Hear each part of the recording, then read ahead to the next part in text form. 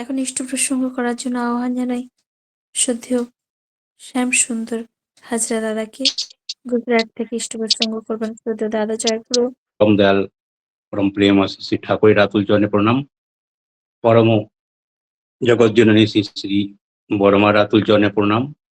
পরম পূজ্যপাদ শ্রী শ্রী বরদার আতুল চরণে প্রণাম। পরম পূজ্যপাদ শ্রী শ্রী আচার্যদেবের আতুল চরণে প্রণাম।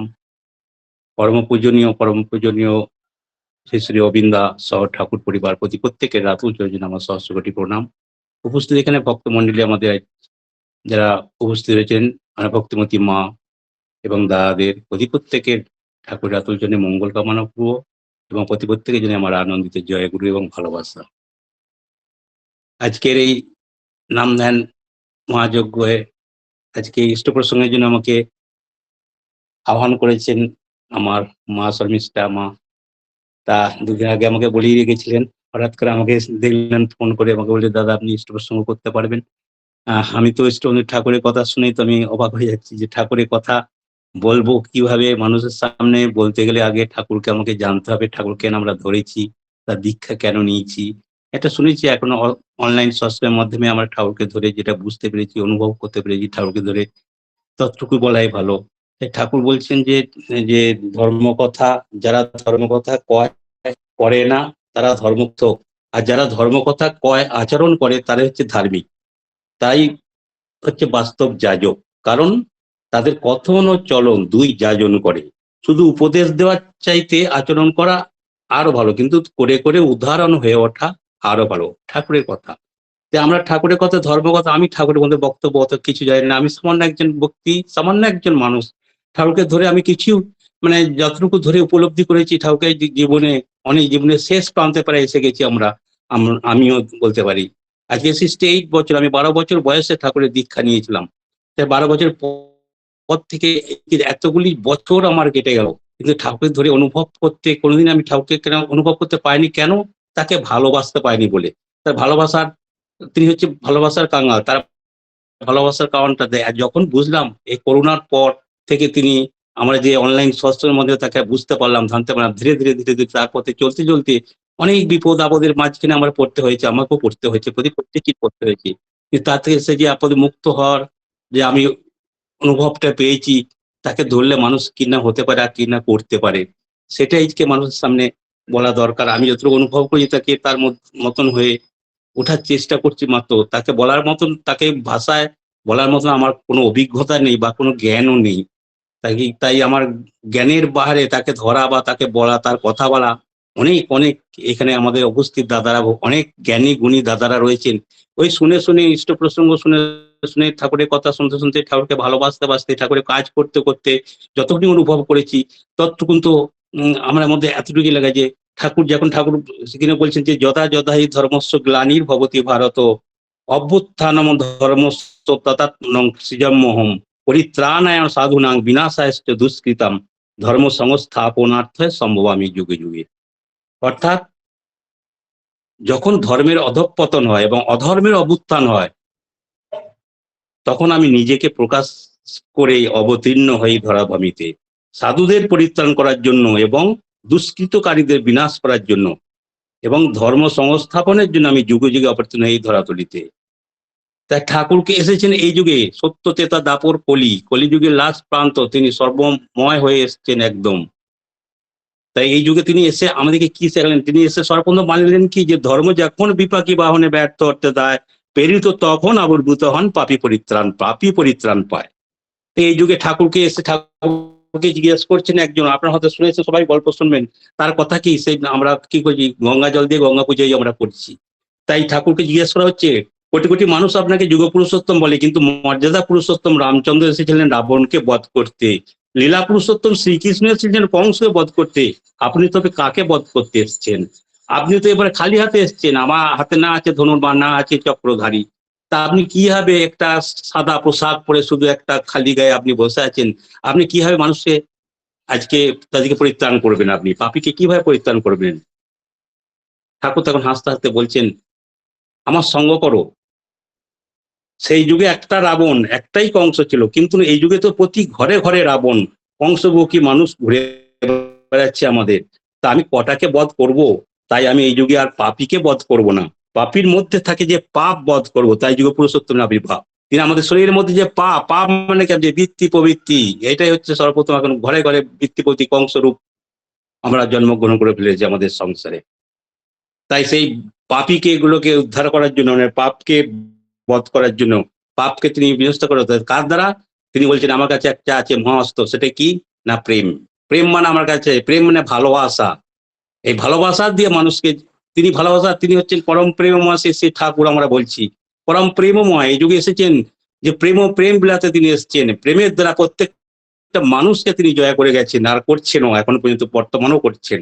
তাই তিনি যুগে যুগে তার কাছে, তার সান্নিধ্য আমরা যখন পৌঁছেছি, আমরা দেখেছি কত মানুষ, অসহায় মানুষ, কত আবার দুশ্চরিত্র মানুষ তার চরণ স্পর্শে এসে তারা ধন্য হয়ে গেছে। আমরাও তো সেরকম পাপীদের মধ্যে একজনই। অনেক কষ্ট করে, অনেক ইয়ে করে তাকে পেয়েছি, অনেক জন্মগ্রহণ করে, 84 লক্ষ জন্ম মানে পেরিয়ে এসে আমরা এই ঠাকুর ধরা, আমরা এসে তার মনুষ্য জন্ম নিয়েছি। মানুষ সবচেয়ে শ্রেষ্ঠ জন্ম, এই জন্যই বলা হয়। কেন আমাদের মধ্যে আছে চেতনা, আমাদের আছে বুদ্ধি, আমরা আছে সবকিছু আছে। এটা পশুর মধ্যে যে কোনো নেই সেই, কিন্তু আমাদের মধ্যে সেসব চেতনা বুদ্ধি রয়েছে, যার ফলে আমরা মানুষ। সে মানুষকে নিয়ে তিনি লীলা করেন, তার জন্যই আমরা তারই অংশ, সে পরমপিতার সন্তান আমরা। তাই তিনি এসেছেন এই যুগে মানুষকে বাঁচালেন। ঠাকুর বলছে কি ঈশ্বর প্রাপ্তি, আমাদের আমাদের চরম উদ্দেশ্য হচ্ছে কি ঈশ্বর প্রাপ্তি। ঈশ্বর প্রাপ্তি মানে ইষ্টকে প্রতিষ্ঠা করা। আমার শ্রী শ্রী বর্দা ছিলেন, জানেন, শ্রী শ্রী বর্দার কাছে একজন সন্ন্যাসী এসে জিজ্ঞেস করছেন জীবনের উদ্দেশ্যটা কি। শ্রী শ্রী বর্দা বলছেন ইষ্ট প্রতিষ্ঠা। যিনি, যার ইষ্ট, তার প্রতিষ্ঠাই তার জীবনের উদ্দেশ্য।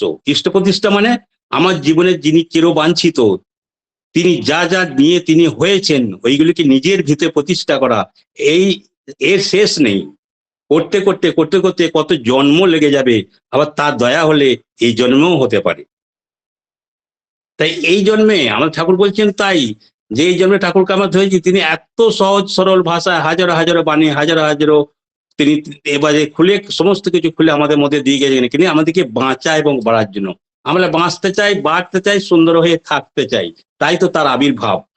তিনি রক্ত সংত মঙ্গল উদ্ধাস মানুষ ভগবান বলে আমরা করি। তিনি রাম, তিনি কৃষ্ণ, তিনি চৈতন্য। রূপ ভিন্ন, নাম ভিন্ন, কিন্তু যুগ তবু সত্তা চিরন্তন তার। তাই তিনি আসেন যুগে যুগে এইভাবে মানুষকে বাঁচা এবং পাড়ার পথ দেখানোর জন্য তিনি আসেন। তিনি দীপ্তকণ্ডে সর্বপ্রথমে এসে তিনি কি বলছেন, যে পুরুষোত্তম আসেন যখন সদ্গুরুরই সার্থকতা, তাকে ধরলে হয় না কখনো গুরুত্যাগের ঘৃণ্য কথা। সত্যানুষ গ্রন্থে আমরা জানি ঠাকুর বলছেন সৎ নাম মনন করো, সৎ সঙ্গের আশ্রয় গ্রহণ করো, আমি নিশ্চয় করে বলছি তোমার উন্নয়নের জন্য আর তোমাকে ভাবতে হবে না। আমরা এই সৎসঙ্গে জয়েন্ট হয়েছি, এত কেন হচ্ছি? আমি আমার নিজের জন্য এসেছি, আর নিজেকে বাঁচতে, বাড়তে এবং একটা সুন্দর জীবন তৈরি করার জন্য এই সৎসঙ্গে আমরা উপস্থিত হই। তাই তো আমি তার ধর্ম, ঠাকুর বলছেন ঠিক তেমনি দাপর যুগে তিনি সেই যেমন উচ্চারণ করেছিলেন যে সর্বধর্মায়ন পরিত্যাজ্য মামেকং শরণং ব্রজ। ধর্ম সম্পর্কে আমাদের ধারণাটা স্পষ্ট করতে গেলে তিনি বলছেন ধর্মে সবাই বাঁচা পারে, সম্প্রদায়টা ধর্ম নারে, অন্যে বাঁচায় নিজে থাকে, ধর্ম বলেই জানিস তাকে। পূর্ব সমস্ত অবতার দিকে স্বীকার করে তাদের দেওয়া যে বিধানকেই নতুন অঙ্গিকে যুগোপযোগী করে পরিবেশন করলেন তিনি আমাদের মাঝখানে। সাবধান করে তিনি কি বললেন, যে ভারতের অবনতি তখন থেকে আরম্ভ হয়েছে যখন থেকে ভারতবাসীর কাছে অমূর্ত ভগবান অসীম হয়ে উঠেছে, ঋষি বাদ দিয়ে ঋষি বাদের উপাসনা শুরু হয়েছে। তাই যাতে এই ঋষি বাদ দিয়ে ঋষি বাদ, এই উপাসনায় মানুষ ব্যস্ত না হতে পারে, তিনি দিয়ে গেলেন কি আমাদের সামনে আচার্য পরম্পরা। দেখে গেলেন তার ওই ঋতু সারা জীবন্ত প্রতিভু। আর সুযোগ রইল না আমাদের সেই বিভিন্ন ব্যাখ্যা নিয়ে মানুষকে বিবৃত করা। তাই তো তিনি আচার্য পরম্পরা এই যুগের আমাদের সামনে দিয়ে গেছেন। সেই আচার্য পরম্পরার মাধ্যমেই আমরা তাকে আজকে বুঝতে পারছি, ধরতে পারছি। হয়তো ঠাকুরকে দর্শন করার সৌভাগ্য আমার হয়নি, বা হয়তো কারুর হয়েছে, কিন্তু শ্রী শ্রী বর্দার সান্নিধ্য লাভ করার সৌভাগ্য হয়েছে।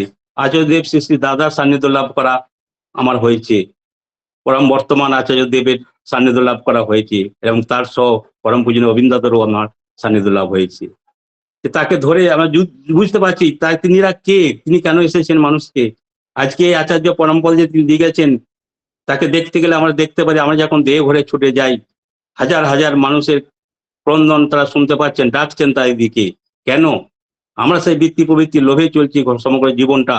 সেই বৃত্তি প্রবৃত্তির লোকগুলোকে বাঁচার জন্য আমাদের নিজেকে তাগিদে আমরা তাকে ছুটে যাচ্ছি তার কাছে। দেওঘরে গেলেই আমরা প্রত্যেকটা দাদাদের সে আচরণের মাধ্যমে, তাই তো তিনি আচার্য।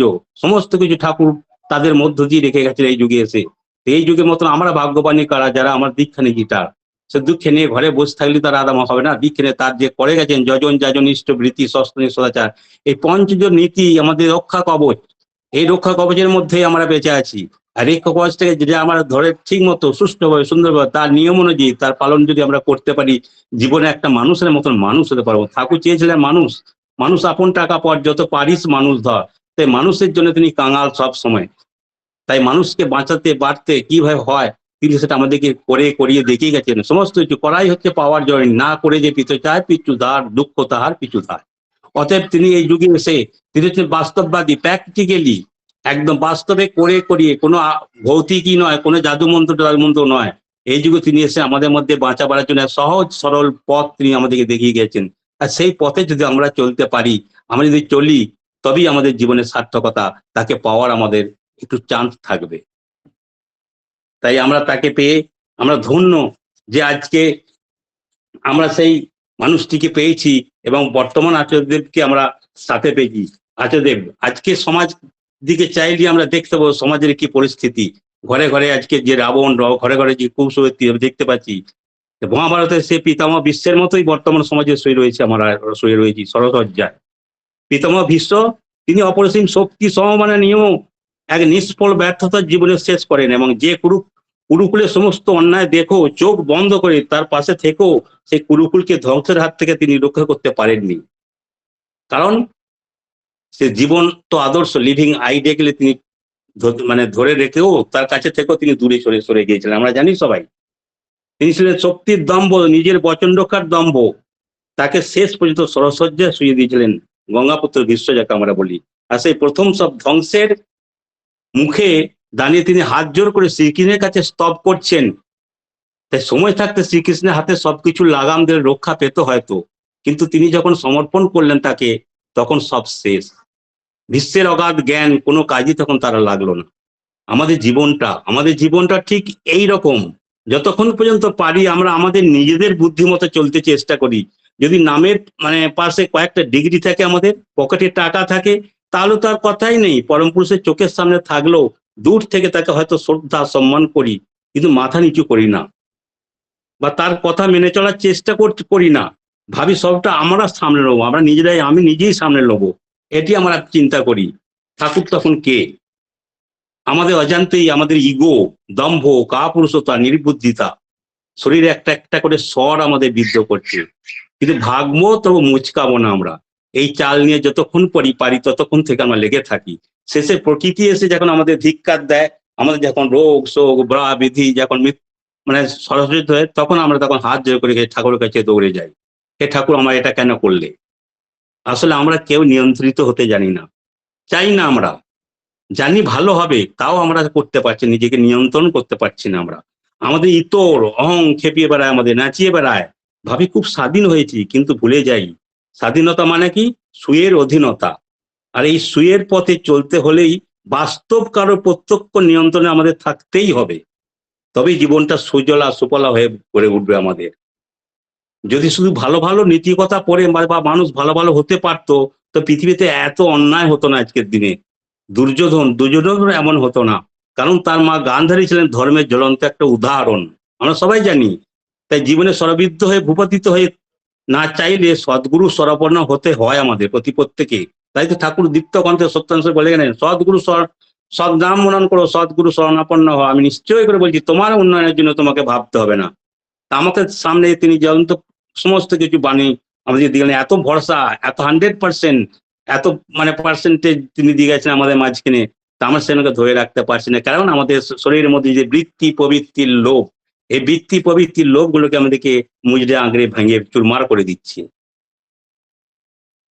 তাই আমরা সেই এসেছি তার চরণ প্রান্তে, তাকে ধরে আমরা তার প্রতি বিশ্বাস রেখে নিজেকে সঁপে দিয়ে ওই কাটা যন্ত্রটুকু সয়ে নিতে পারলেই হীরের জ্যোতির যেমন দিগ্বিজয়ী উদ্ভাসিত হয়ে ওঠে, তার মূল্য ঠিক ততই বৃদ্ধি পেয়ে যায় আমাদের। কথা আছে বীরভোগ্যা বসুন্ধরা, সাহস, নির্ভরতার আর আত্মত্যাগ, এই তিনটি হলো বীরত্বের লক্ষণ। সত্যেন্দ্রনাথ গ্রন্থে ঠাকুর বলে গেলেন। বর্তমান সমাজ শুধু অর্থহীন উদ্দেশ্যহীন দৌড়াচ্ছে, আর দৌড়াচ্ছে কোথায় যাচ্ছে, কেন যাচ্ছে জানে না তারা। কেউ কাউকে এতটুকু সহ্য করতে পারে না বর্তমান সময়ে। এক চুল এদিক ওদিক হলেই গায়ে ফোস্কা পড়ে যাচ্ছে। এই সমাজ কি ভালো কিছু প্রসব করবে? তাই সব থেকে ও চারিদিকে হাহাকার, শান্তি নেই, আনন্দ নেই, ছায়া নেই, মায়া নেই, তবু আমরা ছুটে চলেছি সেই অন্ধকারের পিছনে। ভাবছি চোখ বন্ধ করলে, আমরা ভাবছি কি চোখ বন্ধ করলে থাকতে বলি প্রলয় আমরা দেখতে পাবো না। এটা আমাদের মূর্খামি।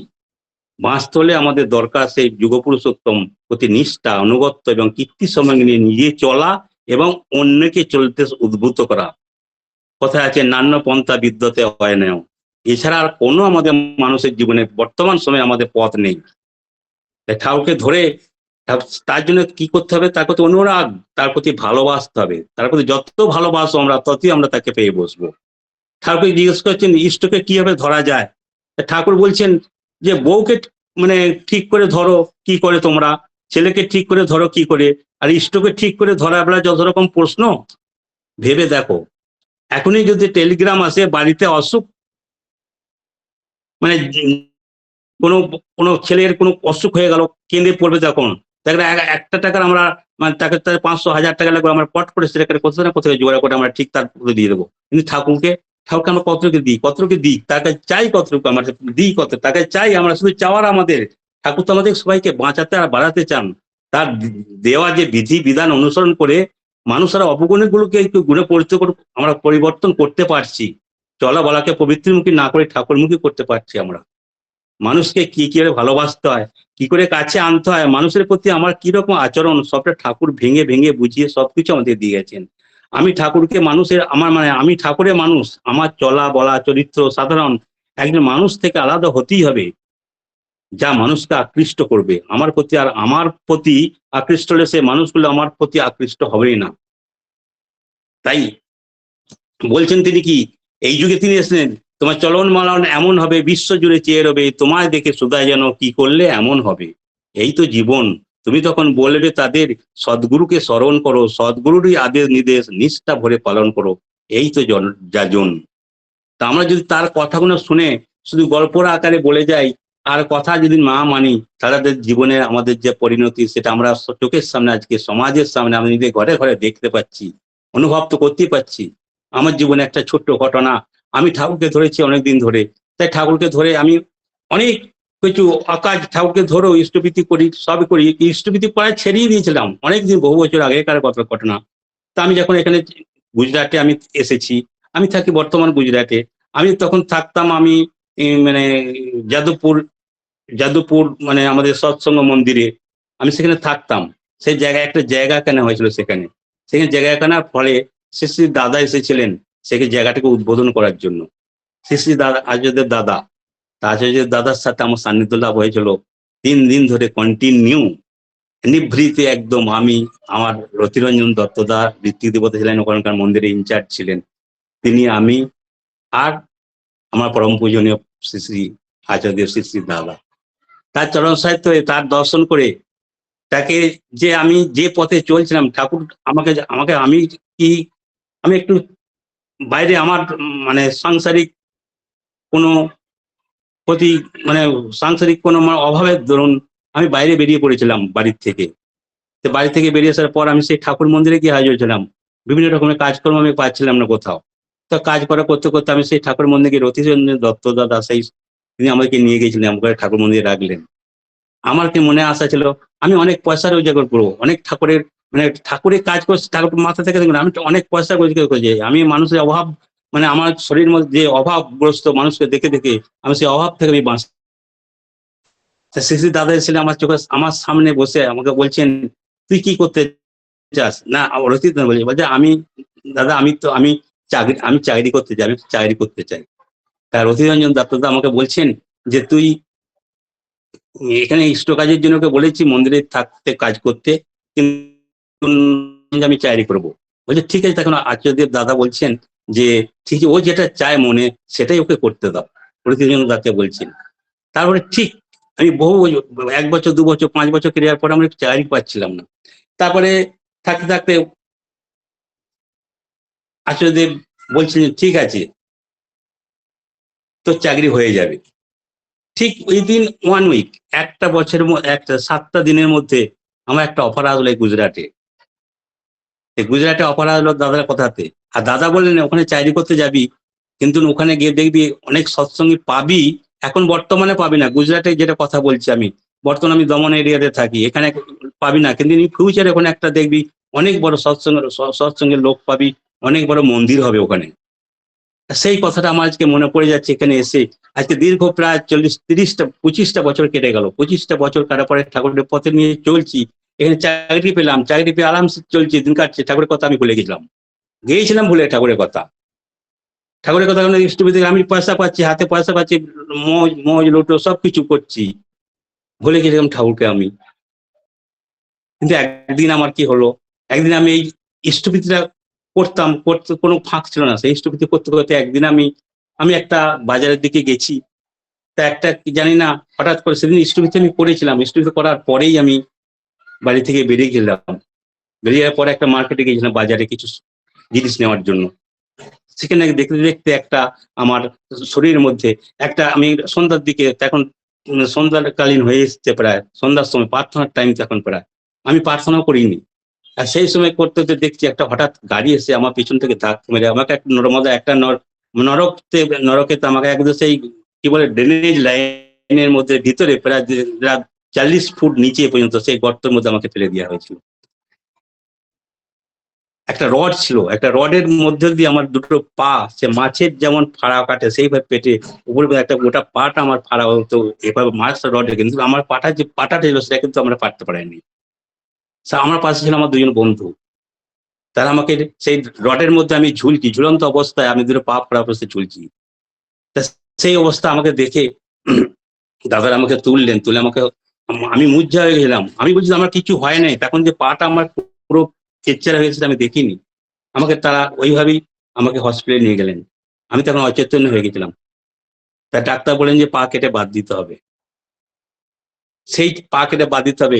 আমি ঠাকুরের তখন শেষ হয়েছে, আমার ওয়াইফ ছিল, ঠাকুরের কাছে অজর ধরে কান্দা করে গেছিল। আমি সেদিন থেকে কিন্তু আমার পাটা কাটে বাদ দিতে হয়নি। একদম সে পাটাকে যে সাইড দিয়ে এমনভাবে বেড়ে গেছিল, সেই ইষ্টভীতি করেছিলাম সকালে আমি।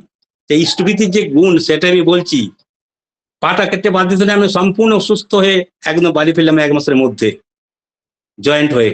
এই হচ্ছে তার দয়া, তার দয়ার কথা বলার শেষ না। তার থেকে কিন্তু আমার অনুভব হলো ঠাকুরকে ধরে, মানুষ ঠাকুরকে ধরে কি না করতে পারে আর কি না হয়ে উঠছে, তার পথে যদি একটু করে নাম ধ্যান করে চলা যায় আমাদের জীবনে, সবকিছু পরিত্রাণ করতে আমরা তিনি দিয়ে রেখেছিলাম আমাদের মাঝে। শুধু তা বলতে হবে তার প্রতি একটু ভালোবাসা, তাকেই আমরা ঠাকুরকে ধরে ধরলাম। আমি বাড়ি ফিরে এসে ঠাকুরের কাছে দুহাত ভরে কাঁদলাম শুধু অজর জোরে। আর সেই দিন থেকে আমি সস্তানি গ্রহণ করলাম। সস্তানি গ্রহণ পর আমি মাছ মাংস খেতাম তখনও বিভিন্ন বাজারে। তারপরে সস্তা আমাদের এখানে ঋত্বিক দেবতার কাছে আমি অতনুদ বাগদাদার কাছ থেকে গিয়ে আমি সস্তনি গ্রহণ করার পরে মাছ মাংস সবকিছু ছেড়ে দিলাম। আমি ছেড়ে দেওয়ার পর থেকে, সস্তনি গ্রহণ করার পর থেকে শরীরে যে একটা ফুক্ত পেলাম, একটা আনন্দ পেলাম, সে আনন্দে ঠাকুরের কথা বলার জন্য আমি আকুল হয়ে যেতাম। ঠাকুরের বিভিন্ন বই পড়তে আরম্ভ, ঠাকুরকে জানতে আরম্ভ করলাম। অনলাইনে সৎসঙ্গের মাধ্যমে তখন করোনা আসলো, করোনার পরে যখন আমরা অনলাইনে সৎসঙ্গ চালু হলো, সেই করোনার মধ্যে থেকে থেকে বিভিন্ন দিকে অনলাইনে সৎসঙ্গ চালু হচ্ছে। শ্রী শ্রী আচার্যদেব দাদা দেবঘর থেকে ফোন করেছিলেন আমাকে, তখন দাদা ছিলেন। এই অবস্থার পরে দাদা একদিন খবর নিয়েছে রথিদাকে, যাদবপুরে ফোন করেছিলেন, হ্যাঁ রে শ্যাম সুন্দর কোথায়, কেমন আছে, ও খবর পাস? আমি আচার্যদেব তখন তো ফোনের অত যোগ্য থাকে না, তখন 1986 কথা, ফোনে অত যোগাযোগ থাকে নাই। সেই ফোনে আমি চিঠি লিখে মাধ্যমে দাদাকে লিখতাম, সেই চিঠি আমার কাছে, দাদার কাছে আরো লেখা আছে আমার কাছে আজও।